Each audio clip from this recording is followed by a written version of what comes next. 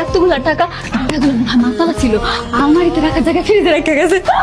আমার মনে হয় কি হাসান এই বাড়ির মালিক আছে না, ব্যাংকের মালিক ছিল, নাহলে এতগুলা টাকা কেমন আইব?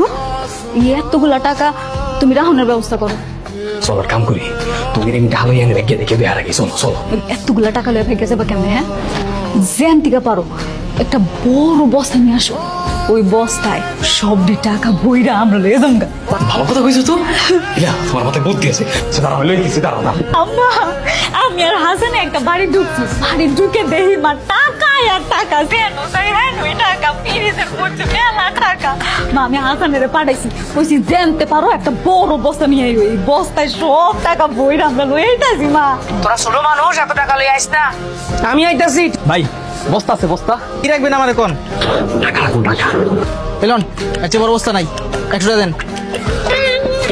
মা গো মা, কত টাকা!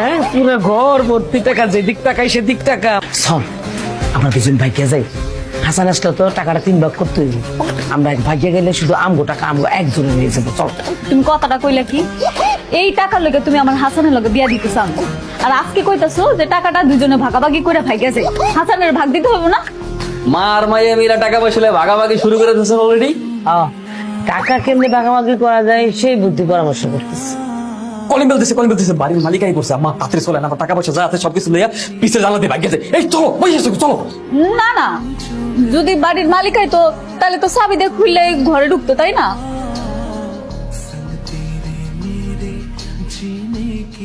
বাড়ির মালিক কে? বাড়ির মালিক আমার খালু। তার রাখেন। স্যার হয়তো দেশে নাই, সৌদি থেকে গেছে। আচ্ছা, এই বাড়ি থেকে দোকানে বস্তা আনতে গিয়েছিল কে? স্যার আমি গেছিলাম স্যার। বস্তায় কি রাখবে? বস্তার ভিতরে মানে স্যার আমি বলতেছি স্যার, আমি গেছি খালু, এত বিরাট বড় লোক। হ্যাঁ, যাওনের আগে আমাকে এত সবজি কিনে দিয়ে গেছে, আলু পটল সিম বরবটি, এগুলো রাহনের জায়গা নেই। আমরা মানুষ হয়েছি 2 জন। পরে কইলাম কি যে দোকানে যাও, দোকানে গিয়ে একটা বড় বস্তা নিয়ে আসো, বস্তায় করে সবকিছু গ্রামে পাঠাই দিব। কিন্তু আমি শুনলাম তুই নাকি দোকানদারে বলছস বস্তায় টাকা রাখবি। দোকানদার লোক ফাইজলামি করছিল, একটু মশকাতে করছিল। এই সব বিষয় নিয়ে ফাজলামি করবি না। ঢাকায় একটা ব্যাংকে টাকা দিয়েছে, টাকা পয়সার বিষয় নিয়ে আর জানি এরকম ফাজলামো না শুনে, ঠিক আছে? হ্যাঁ, আম্মা কই? আমার তো মনে হয় বাসায় নাই। আম্মাই বাসায় নেই মানে এখন হইবে নাকি? আমার কল দিয়ে জিগাও কই আছে? আপনার ডায়ালকৃত নম্বরটি এই মুহূর্তে বন্ধ আছে। মোবাইল বন্ধ। মোবাইল বন্ধ করলে কি আম্মা গেছে কই? আর আমার টাকার বস্তা কই? টাকার বস্তা নেই আসলে টাকা।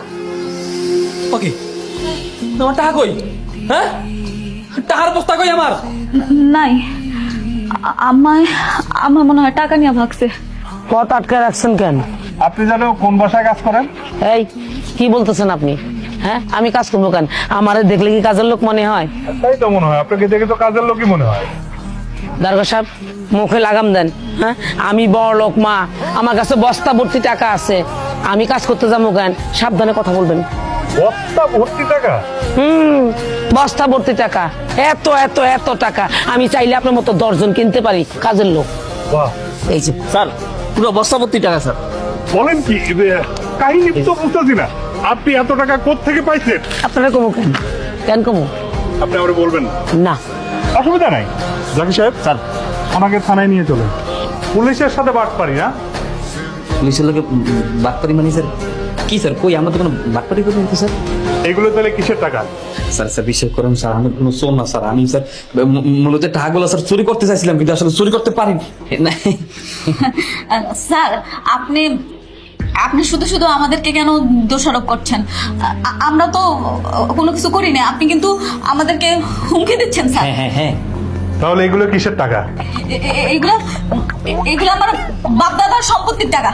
হ্যাঁ হ্যাঁ হ্যাঁ হ্যাঁ স্যার, এই যে সম্পত্তি বেচা টাকা স্যার। আমার যে খালুজান আছে না, সে তো বিদেশ থাকে, তার এই সম্পত্তি আমরা দেখভাল করি। আর আমাদের বাসার যে কাজের মেয়ে রহিমা, সেই টাকাগুলো নিয়ে ভেঙে দেওয়ার চেষ্টা করছিল, তাই আমরা তারা সারাপ খাইছি। কি রহিমা, কথা বলো না কেন?